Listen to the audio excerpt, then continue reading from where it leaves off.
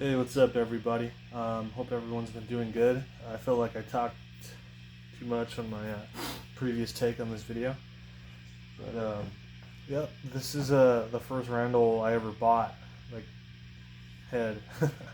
It's like the Chuck E. Cheese gray mouse fur, rat fur. I had the matching slant cab, and it had Jaguars. And then I had to find like two more Jaguars to match it because the guy I bought it from was Broken Level from YouTube. Great guy. He had it for sale on OfferUp nearby, and yeah, he gave me a great deal on it. And I have to say that after owning like two Randalls after that, because I sold it to a good friend of mine who we kind of just trade gear and buy shit back and forth from, and talk about death metal and stuff and the local bands. Yeah, I sold it to him, and he kept the cab. So I had found this. It was empty for like $50. It's a straight cab. I just need a little Randall logo on it to make it match, but it had like a cheesy like spray paint like of an 80s band on it, and I had to like spray it over. You can still kind of see it, but anyways, yeah, these amps are great. I got it back, and I traded my GX130C for it, and you guys will probably hate me for that, but I don't play brutal death metal, and I found out Cannibal Corpse didn't even use it on the Bleeding. They used a valve state, according to Jack Owen. They tried to use it, but I don't know. I feel like the crates are just a dark sounding amp, and I think it fights frequencies in a mix. But anyhow, I think the Randall kind of did too for Leprosy, because apparently I bought the Scott Burns book, and he explains that they use the Randalls on Leprosy, and Tooth and Nail. It's just a solid state amp, man. And the valve state worked better for Death Chuck later on, and Cannibal Corpse in the mid-90s, and Suffocation. But anyways, I got my little Depth Zone thing here. It was like an old 80s patch. I kind of got the inspiration from that, and the sticker Kerry King had on that poster right there. Right there. I have it on his Warlock.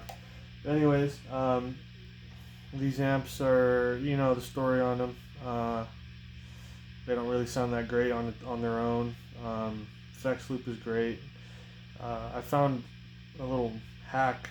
Instead of trying to find those rare pedals that boost the extra sustain knob.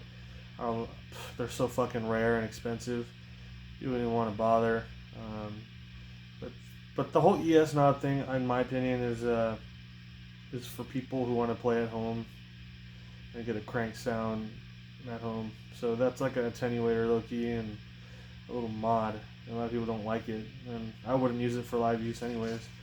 But yeah, they sound completely different when you engage and disengage that little pull knob.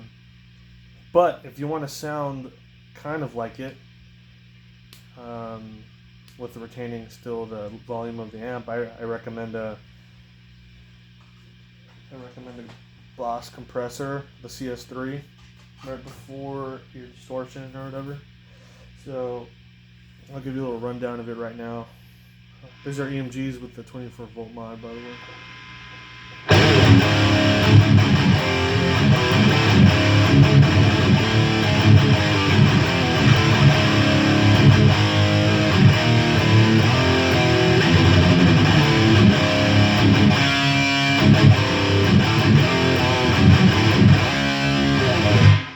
So yeah, I made a preview video on it, and it sounds great. But I tried to put the compressor in the effects loop. It makes it run like a preamp, so that wasn't a good idea. So here's the amp naked, and what you just heard was the sustainer with the compressor sustainer with the SD1. This is the amp naked.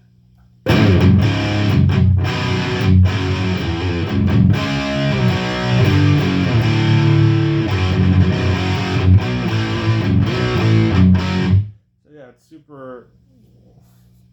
It's just hairy sounding, right? A little fuzzy. Here's the amp with the compressor.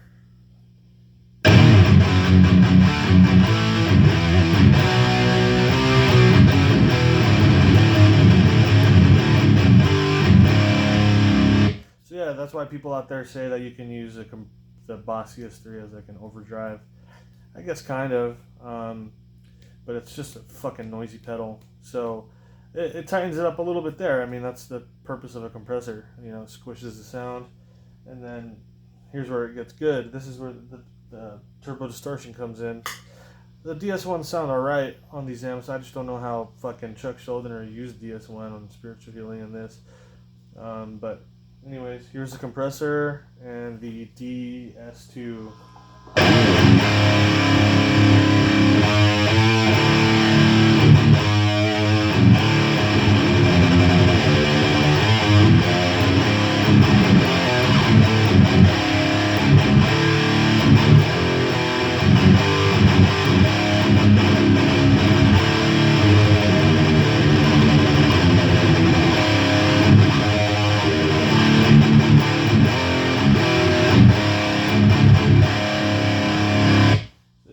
Crunchy. I definitely like that. It's a good rhythm, death metal tone.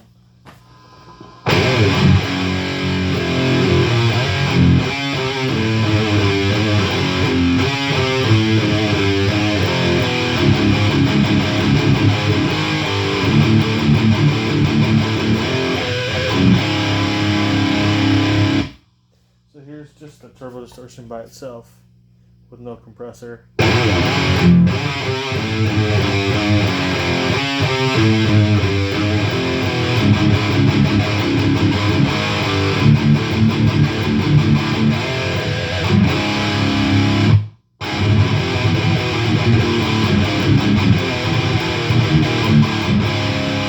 It's right on the edge of chug, in my opinion. So here's with the compressor.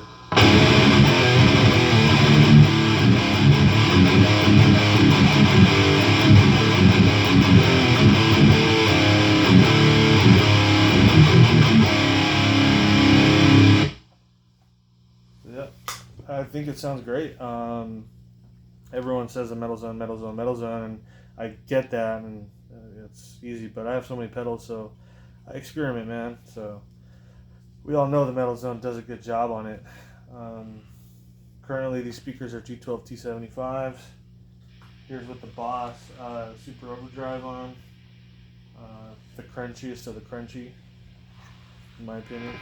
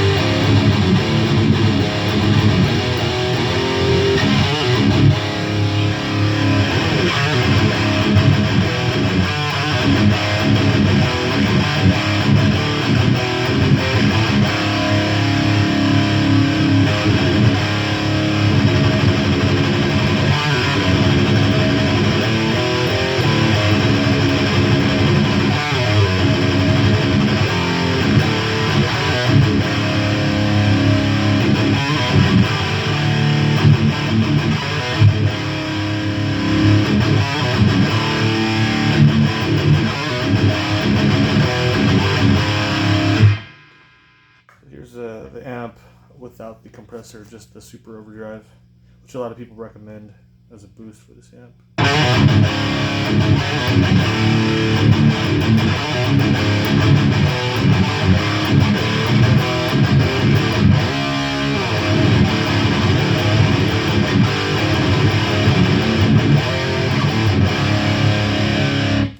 So I think that's like the key to this, the ticket, the little special part about that tone is because it's clean, it's articulate, and it's not like oversaturating like an Ampeg or something. But they're still great amps, they serve a purpose. But if you're going for that Marshall-y sound, this does it fairly well in my opinion, with the right kind of settings on the overdrive. It's just you won't chug, you know. It's like barely chugging, almost, and that's like the gain almost like maxed on the amp. But I think that's why the metal zone works, is because it chugs and it's one pedal and it's easier, but I like to torture myself and work harder with other pedals. So here's the turbo distortion. Let's try to make it chug and then we'll call it a day. At the end of the day, to make it chug, you just gotta turn the distortion up on the pedal. So here's the distortion up on the turbo distortion.